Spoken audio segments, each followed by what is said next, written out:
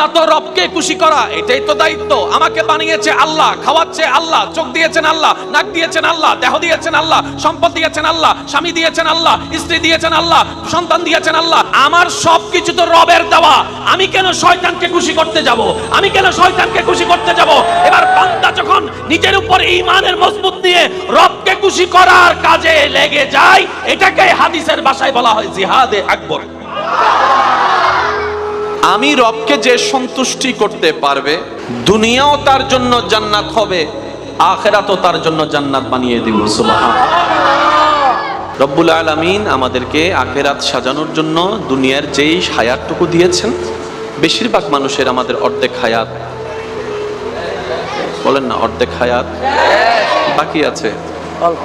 এই অল্পটা চলেন না একটু চেষ্টা করি কাজে লাগানো যায় কিনা।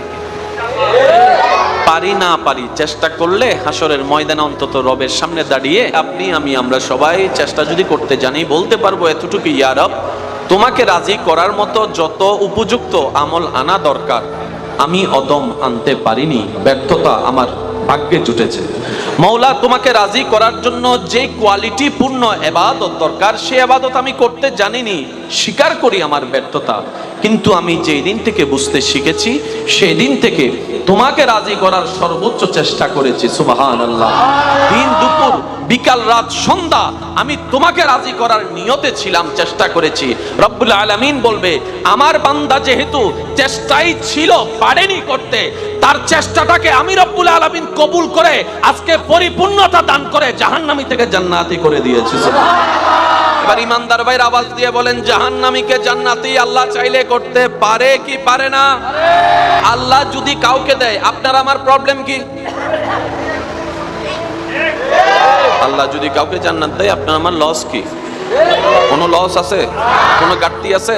সেজন্য আমি বলি প্রায় সময়, ভাই, কাউকে জাহান্নামী বলার দরকার নেই, মনে করারও দরকার নেই। আগে নিজে জান্নাতি হয়ে যান। আপনি যেই দিন রবের পক্ষ থেকে সার্টিফিকেট পেয়ে যাবেন তুমি জান্নাতি, সেদিন না হয় ভিন্ন কথা আসবে। আজকে যাকে আপনি খারাপ মানুষ বলে 2 পয়সার দামও দিচ্ছেন না, তার জীবনের কোনো কাজ হয়তো রবের কাছে এমন পছন্দের হয়ে গিয়েছে, হাসরে আল্লাহ তার মাথায় মুকুটও পরাই দিতে পারে।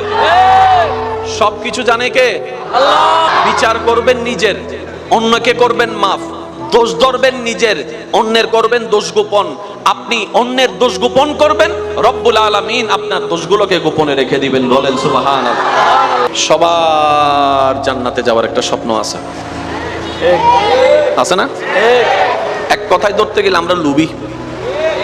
এটা কিন্তু আমরা কি অস্বীকার করতে পারবো না? আমরা কিন্তু লোভী। কিন্তু কিছু লোভ সওয়াবের। আপনি যদি নামাজের লোভ করেন, সওয়াব। আপনি যদি কাউকে দান করার জন্য লোভ করেন, সওয়াব। আপনি যদি রোজা রাখার প্রতিযোগিতায় লোভ করেন, সওয়াব। আপনি যদি কোরআন খতমের যে তেলাওয়াতের যে একটা প্রতিযোগিতা করেন, সওয়াব। আপনি যদি মা বাবার সেবার ক্ষেত্রে প্রতিযোগিতা করেন, সওয়াব। আপনি যদি এলাকার মানুষের কল্যাণে চিন্তা করে কিছু কাজ করার লোভ করেন, সওয়াব। কিছু লোভে সওয়াব আছে, কিছু লোভে কবিরা গুনাহ। গুনাহ কোনটা, সওয়াব কোনটা, এতটুকু মাথায় রাখবেন। রব খুশি হলে যেটা দেয় সেটার নাম সওয়াব, রব নারাজ হলে যেটা দেয় এটার নাম গুনাহ। গুনাহ মানে রবকে নারাজ করা, সওয়াব মানে রবকে খুশি করা। আপনি যখন সওয়াবের কাজ করেন তখন আপনার রব খুশি হয়, সুবহানাল্লাহ বলা যাবে। আর আপনি আমি যখন গুনার কাজ করি তখন রব নারাজ হয়। রব যখন নারাজ হয় খুশি হয় কে? আর রব যখন খুশি হয় নারাজ হয় কে? এই থিওরিটা যদি আমরা বুঝতে পারি, জীবনের অনেক প্রবলেম এখানে সলভ হয়ে যাবে। বান্দা তো রবকে খুশি করা, এটাই তো দায়িত্ব। আমাকে বানিয়েছে আল্লাহ, খাওয়াচ্ছে আল্লাহ, চোখ দিয়েছেন আল্লাহ, নাক দিয়েছেন আল্লাহ, দেহ দিয়েছেন আল্লাহ, সম্পদ দিয়েছেন আল্লাহ, স্বামী দিয়েছেন আল্লাহ, স্ত্রী দিয়েছেন আল্লাহ, সন্তান দিয়েছেন আল্লাহ, ব্যবসা দিয়েছেন আল্লাহ, পরিবার দিয়েছেন আল্লাহ, দেখতে চোখ দিয়েছেন আল্লাহ। আমার সবকিছু তো রবের দেওয়া। আমি কেন শয়তানকে খুশি করতে যাব? আমি কেন শয়তানকে খুশি করতে যাব? এবার বান্দা যখন নিজের উপর ঈমানের মজবুত নিয়ে রবকে খুশি করার কাজে লেগে যায়, এটাকে হাদিসের ভাষায় বলা হয় জিহাদে আকবর। আল্লাহ আমাদেরকে করার তৌফিক দান করুন। কারণ ইসলাম জোরাজোরি পছন্দ করে না, ধাক্কাধাক্কি পছন্দ, মারামারি পছন্দ। ইসলাম বলে নিজে না খেয়ে মানুষকে খাওয়াও। ইসলাম বলে মানুষের মুখে হাসি ফুটাও। ইসলাম বলে যার চোখে পানি দেখবা তার চোখের পানি মুছে দাও, হাসির ব্যবস্থা করো। সুবহানাল্লাহ। আল্লাহ তাআলার কাছে আমরা ফরিয়াদ করলাম, রব্বুল আলামিন আমি জান্নাত চাই, জান্নাত আমার একটা ঘর চাই। রব বলে জান্নাত তো আমি আল্লাহ তোদের জন্যই বানিয়েছি, জান্নাত আমার জন্য বানাই নাই, আমার ফেরেশতার জন্য বানাই নাই, তোদের জন্য বানাইছি, তোদের জান্নাত তোরা অর্জন করে নে। এবার বান্দা বলে আল্লাহ আমি কিভাবে অর্জন করব, আমাকে একটু রাস্তা তো দেখাই দাও। রব্বুল আলামিন বলছেন তোদের জন্য আমি একটা স্কুল দিয়েছি, সেই স্কুলে ভর্তি হয়ে যা। সুবহানাল্লাহ বলে। আল্লাহ স্কুলের নাম কি? রব্বুল আলামিন বলছেন ইন্নাদ-দীনা ইনদাল্লাহিল ইসলাম, সেই স্কুলের নাম হচ্ছে ইসলাম। আমাদের চাওয়া স্বপ্ন ইচ্ছা কোথায় যাওয়া? এদিকে আমার নাকি আপনার না সবার? রাস্তা কয়টা? 10টা না একটা? নিয়ম কয়টা? 10টা না একটা? সেই স্কুলের নাম কি? এবার স্কুলের মধ্যে বই লাগবে না? রব্বুল আলামিন বলছেন তোদের গাইডলাইনের জন্য আমি একটা কিতাব নাজিল করলাম, হাযা হুয়া হাযা কুরআনুল কারীম।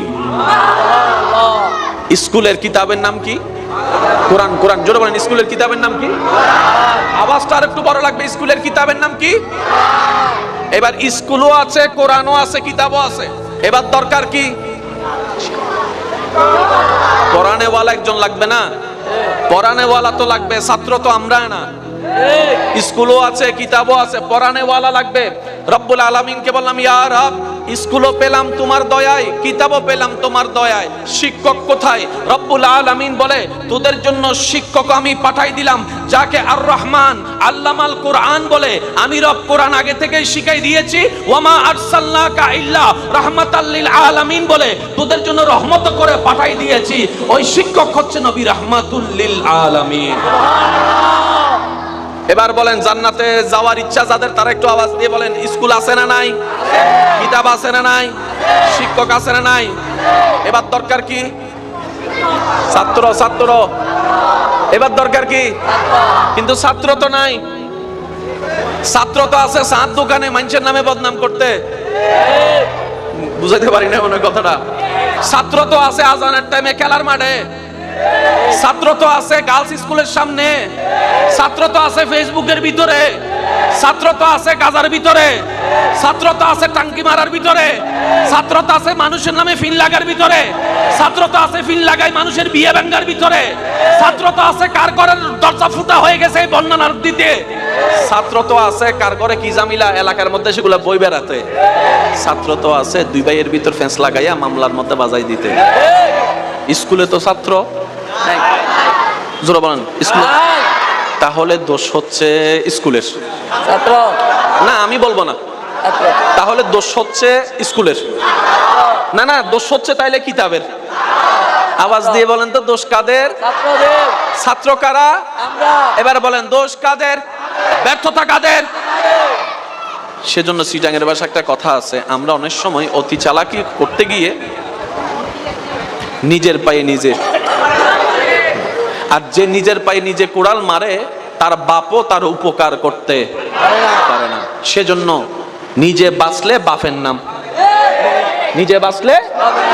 আল্লাহর কোরআনও একই কথা বলে, কু আনফুসাকুম, আগে নিজে বাঁচো। চিৎকার দিয়ে বলেন না সুবহানাল্লাহ।